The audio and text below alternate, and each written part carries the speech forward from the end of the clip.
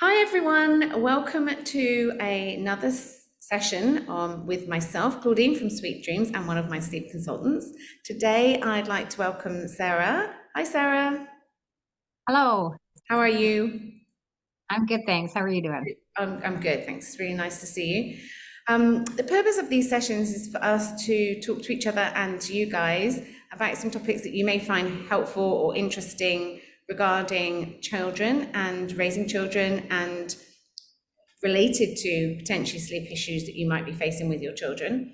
And I've asked Sarah to talk to me today with regards to her personal experience with one of her children. Sarah's going to introduce herself now, tell you a little bit more about herself, and then a little bit more about her daughter that she's come to talk to us about. So Sarah, I'll hand over to you to give us the little background story of you, please. Hi. Well, as Claudine said, I'm Sarah. I've got three daughters. They are 8, 6, and 4. And the daughter that I'm talking about today is my middle child, and we love her to pieces. She is 6 years old, and we have struggled with anxiety with her for quite a while.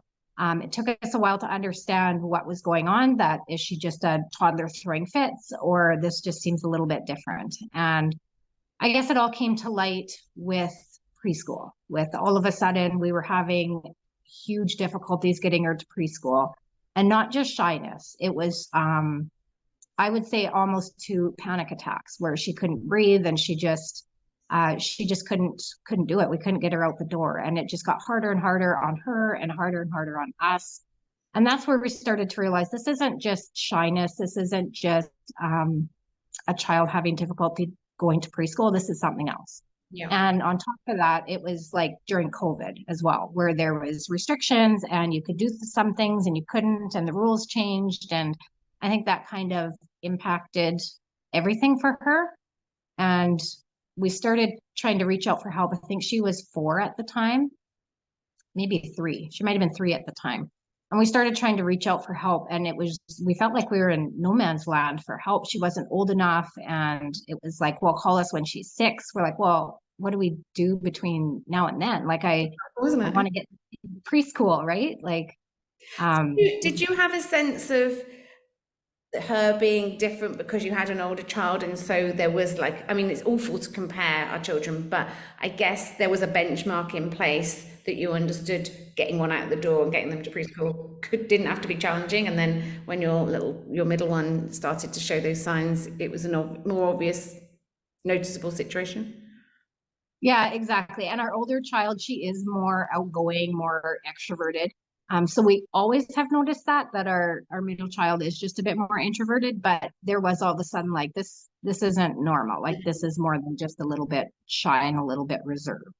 And in terms of saying about reaching out for help, just because our audience could be anywhere in the world, basically. So just share with everybody who you're referring to reaching out, as in where in the world you are, because obviously there are different resources in different places.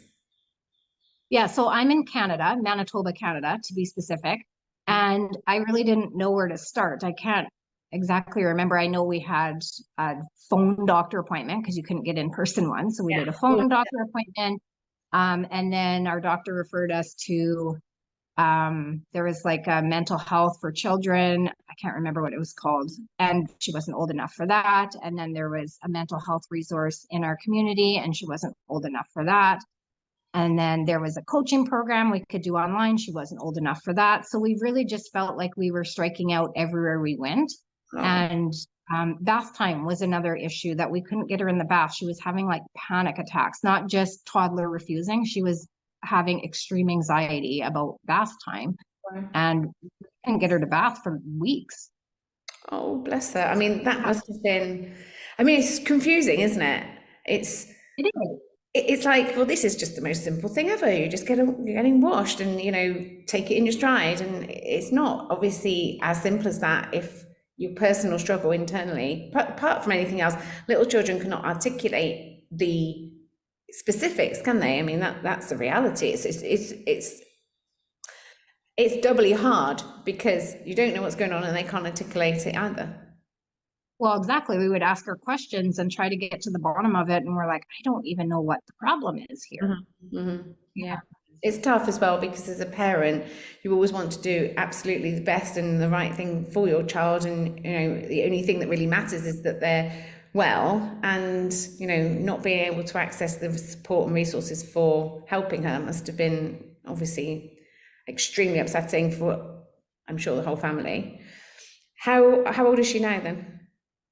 She is 6 now. Okay, so this is a couple of years ago then. Yeah. Okay, so Yeah. Since when, then, now she's old enough for some of the resources, and we've tapped into every resource we can. We've taken a parenting course called Coaching for Confidence, and it was fantastic. We learned a lot through that. I felt like we learned a lot for ourselves, like what I was doing that was making it worse and things that we can do to make it better. It was really eye-opening as a parent. Like some things I thought, gosh, I'm really trying hard and I'm really trying to help her here, but I was actually making it worse in some instances. So that's been really eye-opening. We've gone to private therapy for her as well, and just learning a lot of techniques that we can kind of try to be proactive about, rather than, well, now she's in this anxiety mode, what do we do? Just really try to be proactive with it. yeah. And does she require any sort of medication or medical intervention, or is it just managed through behavior and responses and that type of thing? Yeah, it's more behavior modification. They did say, we could put her on medication. She's pretty young. But they said basically it would be a Band-Aid, and Yeah. it's not going to help long term. Really, she just her and us need to learn behavior modification and how can we work through this. So without being too into the detail that reveals things that obviously are private, but can you give our audience an example or some examples of areas in which she struggles and things that you find can help her?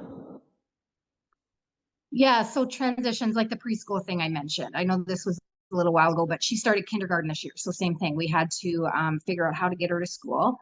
And we did lots of talking about it beforehand, but not we really have to take the pressure off and just like mention something casually and then just kind of move on. Because if we talk about it a lot, it works her up more. Right. And we do lots of, like I said, lots of proactive things. So lots of talking her about what the day is going to look like. Even walking through it. I know trying to get her back to preschool, we actually walked to school before school started. It was in the summertime. School hadn't started up again. And we walked to school. We packed her backpack. We did our goodbye routine that we had practiced. And we walked through that a few different times.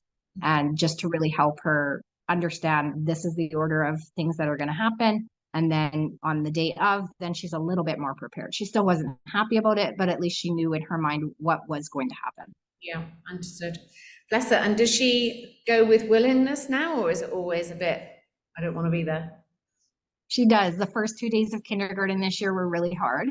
And then all of a sudden, day 3, she was good. It was like her new routine. And it's just been such a wonderful year for her. She's grown so much. Oh, that is lovely. So there's a little good news piece at the end of the challenge, that she willingly goes and she enjoys it and happy to be there. Fabulous. She does, almost to the point that now that's her routine. And if there's a snow day and school gets canceled, then she's like distraught because she wanted to go to school. It's her routine. Yeah. So it's been all good things. Yeah. And I mean, that's also quite interesting, just as a point about children generally. I mean, you've got 3 children, and I'm sure you'll be a big advocate for this because your life would be chaos if you didn't have routine.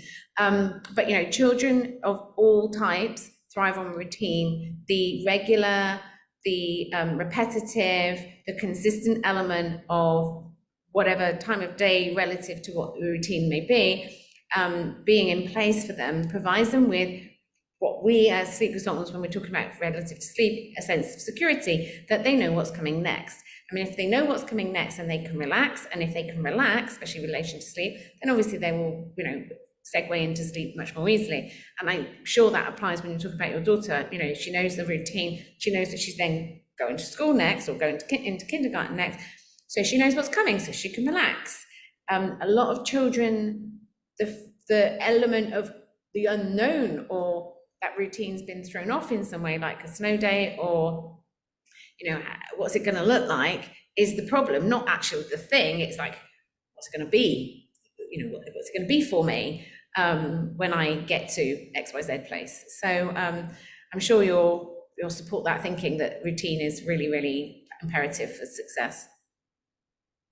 Yes, absolutely. And I know as sleep consultants, we provide our families with a lot of different sleep charts, like bedtime routine charts, and that's been really helpful for her, is using the bedtime routine charts. We've even broken it down into, here's your bath time chart. This is the order of how we're going to do your bath, so that she can understand what step is coming next in the routine. And so routine has been a huge help with her days. Amazing. So the message for anybody listening is routine is everything. Despite the fact that a lot of adults prefer to be a bit more varied or a bit more flexible, and I mean, I'm sure you have had, but I have plenty of parents who say to me, I want to be flexible, or I need my child to be flexible, and that's fine to some extent, but then you will not have the same predictability for your child, therefore the potential for them to be relaxed is not as great, and therefore the potential for it to go well or not well is, is in your hands, really, is in your control, it's in your power to have a smooth and easy day, or smooth and easy segue into bedtime, or a difficult and challenging one, your choice, really. Let's talk a little bit about her sleep then. So obviously we're sleep consultants, and I always say to people, we have to walk the walk, and I'm sure you do, because again, with 3 children, you don't want to have too much bedtime antics. Has her anxiety affected her sleep? And if you don't mind talking a little bit about her pre-bedtime ritual. Yeah, so actually it hasn't affected her sleep. She was a good sleeper. I got her sleeping well as a baby before any of this notion of anxiety came about. And so she was a wonderful sleeper, and all the anxiety came about and it didn't change a thing. It was her routine already. She had a bedtime routine. She knew what to expect. She loves sleep, and I feel like she needs more sleep than the rest of my kids. And she just craves it more. And one thing too is if she's not getting the sleep that she needs, then her anxiety is worse the next day. If for whatever reason we've had a late night, or maybe she was sick and didn't sleep as well, then her anxiety is way worse the next day. And so it's so important for us to make sure we're getting her to bed on time and getting her the sleep that she needs. Yeah. So again, I think what we're saying to our audience there is, for sure, we can help you if you've got a child who's struggling with something like Sarah's described, whether you've got a young child or an older child. We work with children of all ages.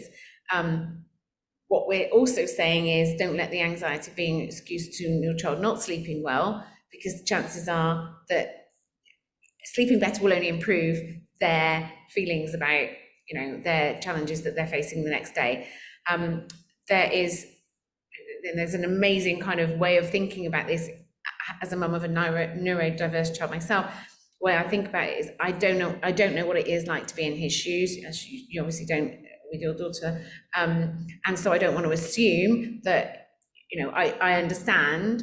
So the best job I can do as my son's parent is to provide them with the best strategies for them relative to their age. And I truly believe that one of the best approaches as a parent is to ensure that they get the right amount of sleep for their age and for their needs, so that they can go on and thrive. Because for all I know, his day is twice as difficult than the child sat next to him who's neurotypical. I mean, it may not be as much as twice, obviously, but he can only benefit from sleeping well. Yeah, absolutely. I think that just having more stress in the day and more things they need to work through, it tires them out. Of course, yeah, exactly. I mean, this is it. And we are here to help parents, whether their child is suffering from any additional requirements or needs, or if they're not. With regards to your particular specialization, Sarah, what would you say that where you, the age of children you typically work with, or the children you prefer to work with? I work with I work with all ages, but the majority is babies and toddlers, and even a little bit older children, like the preschool age, and even some with some anxiety. I can definitely help because I've been through it. I've got some tips in my tool belt that work, and that seems to work for other families as well. Brilliant. Okay. Thank you so much for talking to our audience today. I mean, it's a personal topic, and thank you very much for sharing. We really appreciate it. Anybody who would like to have a chat with Sarah about their child's particular needs, given her expertise, please reach out to us. All of the contact information will be accompanying this video. And thanks for listening, and we'll talk to you again on another topic. Nice to see you, Sarah. All right, thanks a lot. We'll see ya. You're welcome.